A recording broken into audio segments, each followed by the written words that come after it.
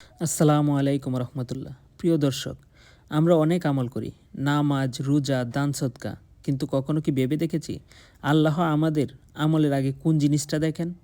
হ্যাঁ, সেটি হলো নিয়ত। রাসূল সাল্লাল্লাহু আলাইহি ওয়াসাল্লাম বলেছেন, কর্মসমূহ নিয়তের উপর নির্ভরশীল। সহিহ বুখারী। এই হাদিসটি ইসলামের অন্যতম গুরুত্বপূর্ণ ভিত্তি।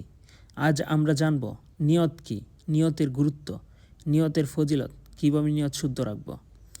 তাই ভিডিওটা না টেনে পুরো ভিডিওটা আমার সাথেই থাকুন। আর এমন ইসলামিক ভিডিও পেতে চ্যানেলটি সাবস্ক্রাইব করে রাখুন। কথা না বাড়িয়ে চলুন ভিডিওর মূল স্তরে যাওয়া যাক। প্রথমে আমরা জানব নিয়ত কী। নিয়ত শব্দের অর্থ হলো মনের ইচ্ছা বা সংকল্প।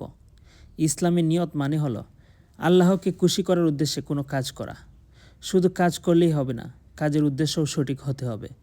উদাহরণস্বরূপ বলতে গেলে, দুই ব্যক্তি দান করলো, একজন মানুষের প্রশংসা পাওয়ার জন্য, আরেকজন আল্লাহর সন্তুষ্টির জন্য।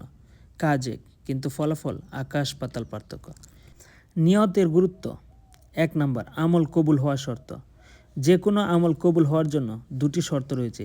1, ইখলাস, শুধু আল্লাহর জন্য, সুন্নাহ অনুযায়ী হওয়া।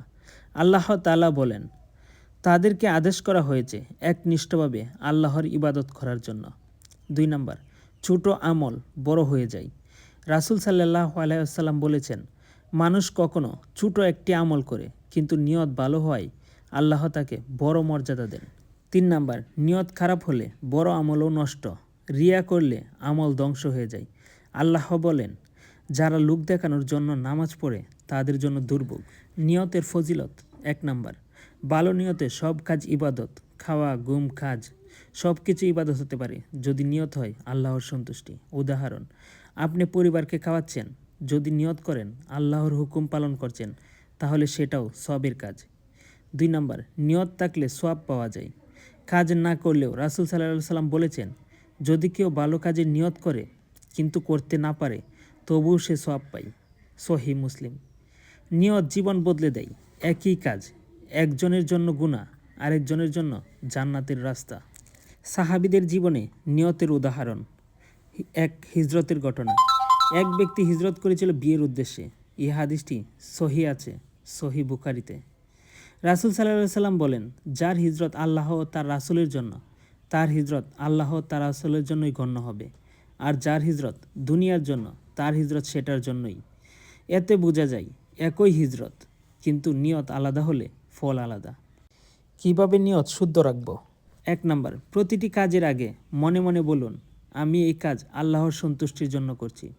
2 নাম্বার, লোকের প্রশংসা পাওয়ার ইচ্ছা দূর করুন। 3 নাম্বার, গোপনে আমল করার অভ্যাস করুন। 4 নাম্বার, নিয়মিত দোয়া করুন, হে আল্লাহ, আমার নিয়ত শুদ্ধ করে দিন।